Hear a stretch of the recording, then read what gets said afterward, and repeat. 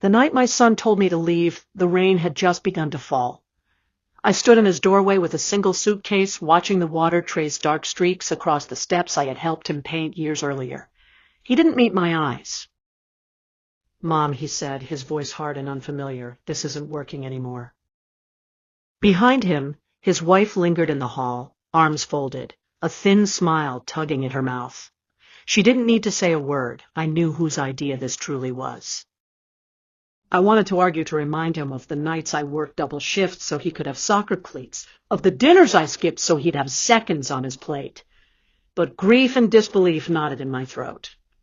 All I managed was a whisper, "Where am I supposed to go?" He shrugged, already closing the door. "You'll figure it out." And just like that, I was no longer a mother. I was an exile. I dragged my suitcase down the empty street, each step heavier than the last. What I didn't realize then was that this betrayal would not be the end of me. It would be the spark. The bus station in Southridge was a cathedral for the expelled, buzzing fluorescents, cracked tile, and the echo of announcements nobody wanted to hear. I bought a ticket to the first town that wasn't here. The woman at the window didn't ask questions. She gave me a paper stub and a look that held both pity and distance. On the bus, I pressed my forehead against cool glass and watched the world smear into silver streaks. I counted streetlights like beads on a rosary, anything to keep my hands from shaking. The bus smelled of damp wool and diesel. I chose the last seat, suitcase at my feet, heartbreaking in silence. The man, too, rows ahead, kept glancing back until finally he moved closer. "Rough night?" he asked, his voice calm, like he'd asked the question 1,000 times. I didn't answer. My son's words still rang in my ears. "You'll figure it out." The man leaned in. "Sometimes losing everything is the best start. You just don't see it yet." I turned to him, sharper than I meant. "And what would you know about losing everything?" He smiled, but it wasn't kind. "I know where things go when they disappear. Money, property, lives. They leave trails. Trails I follow."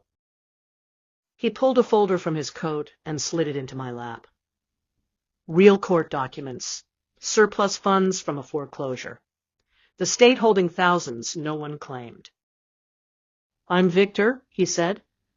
"I turn red tape into green money. People like us. We either sink or we learn to swim in strange waters." I didn't know it then, but stepping off that bus beside Victor Hale would drag me into the darkest gamble of my life. Victor bought me coffee at the next stop. He had the kind of politeness that felt rehearsed, every gesture calculated. "You're sharp," he said. "I saw it the moment you looked at those documents. You understood them. Most people don't." I sipped bitter coffee. I used to be a clerk for the county. I've seen forms kill faster than bullets. His grin widened. "Then you're exactly who I've been looking for." I wanted to laugh. A week ago, my life had been shrinking to babysitting and silent dinners at my son's house.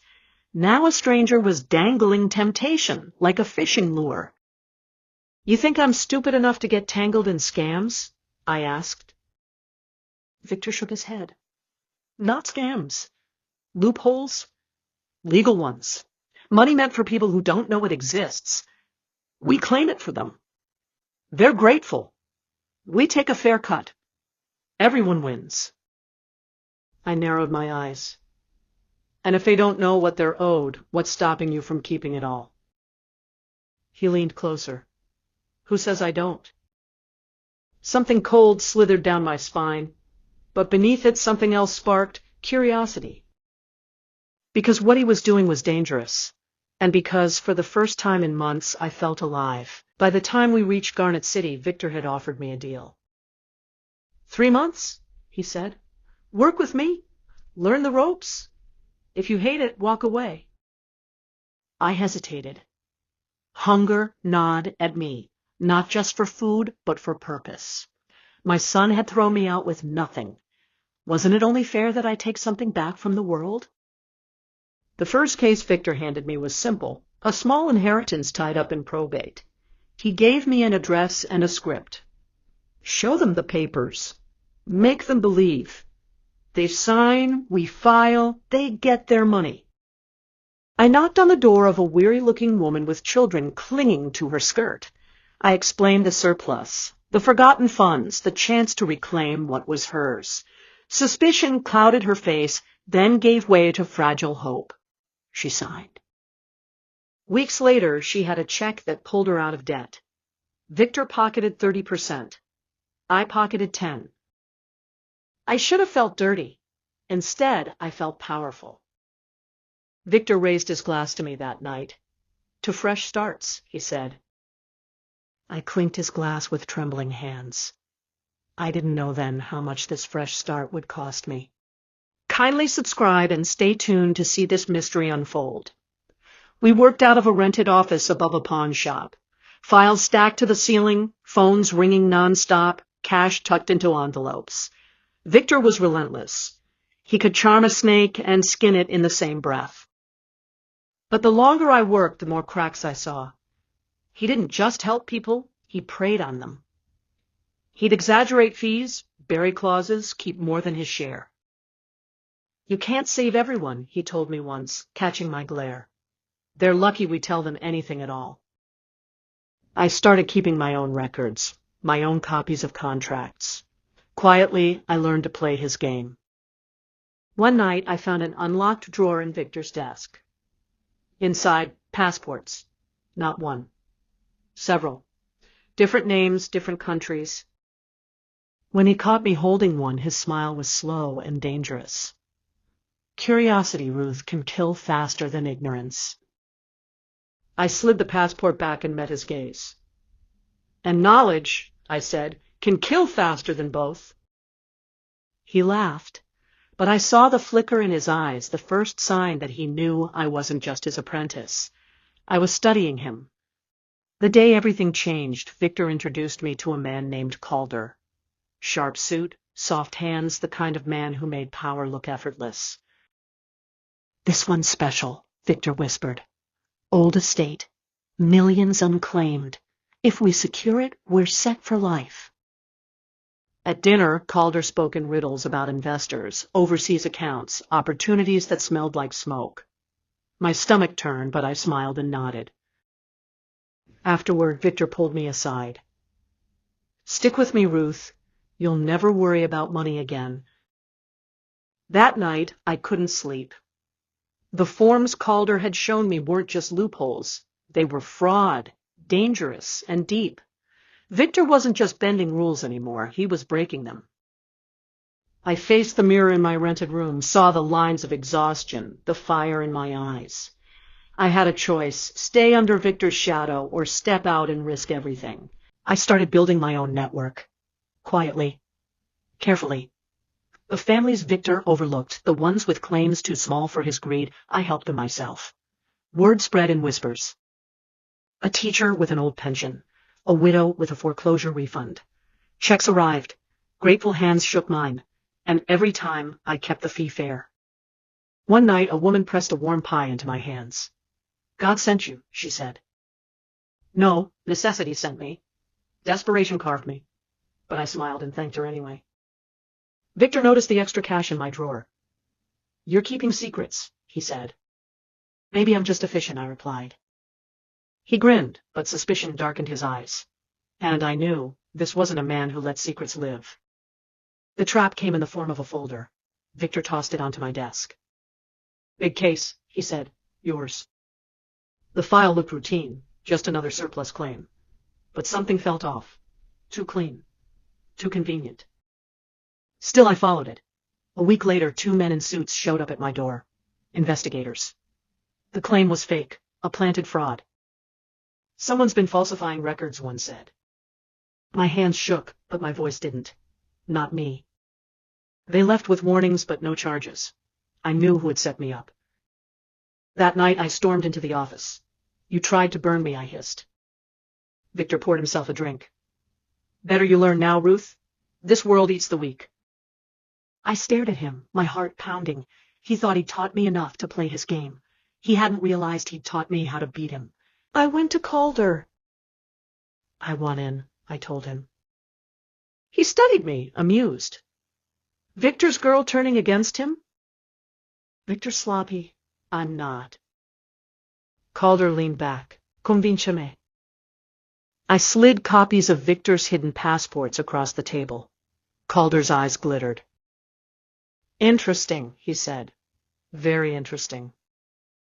And just like that, I had stepped into a game where men disappeared without a trace. Victor's fury came fast. You went to Calder, he spat, slamming his fist against the desk. I met his rage with calm. I went where the power is. You taught me that. He laughed bitterly. You think Calder cares about you? You're just another pawn. Maybe, I said, but pawns can become queens. That was the night Victor swore he'd destroy me. And that was the night I decided he'd never get the chance. Months passed. I opened my own office. Clean, bright, transparent. Families trusted me. Reporters praised me. I became the woman people called when they thought hope was lost. But Calder grew restless. You're too generous, he warned. Charity won't keep you safe. He didn't understand kindness was my weapon. Trust bought loyalty. Loyalty built an army. And one day, when Calder tried to cut me out, that army would stand with me. The call came late at night. It's Victor, Celine, my attorney, whispered. He's out, and he's looking for you. My blood turned to ice. Of course he was out. Men like him don't stay caged. But this time, I wasn't the woman stepping off a bus with $40. I had power, allies, and fire in my veins. Victor appeared at my office, unannounced. Older, thinner, but those eyes still sharp. You ruined me, he said softly. No, I replied. You ruined yourself. He smiled. Then let's see if you can survive what comes next. And just like that, the war reignited. Victor and Calder joined forces, strange bedfellows bound by greed. But I was ready. I had files, names, stories, an empire built on trust. I leaked Calder's offshore accounts to the press. I exposed Victor's shell companies. They hit back with threats, with shadows outside my window, with whispers in the night. But I'd lived through worse. And I wasn't afraid anymore. The city became a chessboard. Calder lost investors. Victor lost allies. One by one, I cut their strings. It started with a knock on my door, sharp, insistent, the kind of knock that assumes it will be answered. When I opened it, I got the shock of my life. Not Victor or anyone from my company, but one that reminded me of my past, the rainy day, the abandonment, betrayal, and pain I thought I had longer buried. My son, Evan, standing right at my fore, and behind him, Marla. Her eyes scanned the marble floor, the high ceilings, the chandelier, and I saw the hunger in her face before she even spoke. Mother, Evan said, voice trembling, we need help. Marla cut in. We saw the papers. Everyone's talking about how much money you're worth now. This house is far too big for you alone. The audacity made me laugh low and bitter. Ah, there it is. Not a visit. Not an apology. A claim. Evan flushed. Marla pressed on, false sweetness dripping from every syllable. We were thinking, perhaps, since family should be together, we could move in, just until we're back on our feet. I leaned against the door frame. You threw me onto the street like garbage, and now you come begging for scraps. Evan's lips trembled. We didn't mean. No, I cut him off. You meant every word, and now you're going to mean every consequence. I let them inside, not out of forgiveness but strategy. The grandchildren followed, teenagers now, taller, wary. Maya clutched her phone. Lucas shoved his hands in his pockets. They looked at me with curiosity, not recognition. 6 stolen years left their eyes unfamiliar.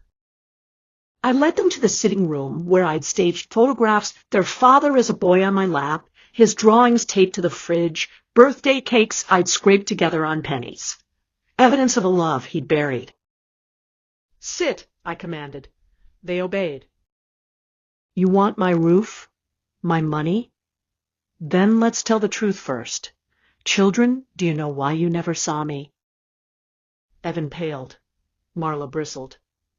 This isn't necessary. Silence, I snapped. Tell them, Evan. Tell your children how you and your wife mocked me, called me a burden, and threw me into the rain with nothing but a suitcase. Maya's eyes widened. Luca turned on his father. Dad, is that true? Evan's voice cracked. It wasn't like that. I pulled out the letter he'd once written in drunken regret. His handwriting, his confession. It was exactly like that. The silence that followed was worth more than gold. Marla broke first. This is pointless. You're rich now. You can afford to help us. Her entitlement curdled the air. I leaned forward, my voice quiet but sharp as glass. You stole 6 years of my grandchildren's lives. You robbed me of birthdays, graduations, ordinary mornings. And now you want to rob me again. Marla sneered. You're just bitter. I stood, letting the power of the house surround me. No, I'm patient, and patience, Marla, is the sharpest weapon of all. I turned to the children. You're welcome here whenever you like. This is your home as much as mine. But your parents? I met Evan's eyes. They'll earn nothing from me. Not trust. Not comfort. Not 1 penny. Maya whispered, but what about us? I softened. You, my dear, will never want for love again. I'll see to that.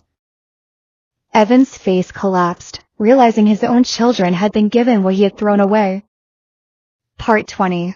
The days that followed tested them. Evan begged quietly, offering apologies stitched with excuses. Marla tried manipulation, crocodile tears, and promises. I made them work. If they wanted a chance at redemption, they would scrub floors, balance ledgers, do the lowest tasks in my empire. No favors. No shortcuts. Evan showed up, silent, humiliated, pushing brooms where once he had pushed me aside. Marla lasted 2 days before storming out, shrieking that she wouldn't be treated like a servant. I didn't stop her. I never intended to. The children stayed. They studied at my table, ate at my dinners, asked me stories about a past their parents had stolen, and slowly they began to see me not as a ghost, but as blood. Evan watched this with hollow eyes. For the first time, he understood respect is not inherited. It is earned, and he had thrown his away. The night of the Orpheum's grand reopening, I stood on stage beneath glittering lights. The city cheered my name, a woman who had risen from nothing. In the audience, my grandchildren clapped with pride. Beside them, Evan sat in silence, his face a study in regret.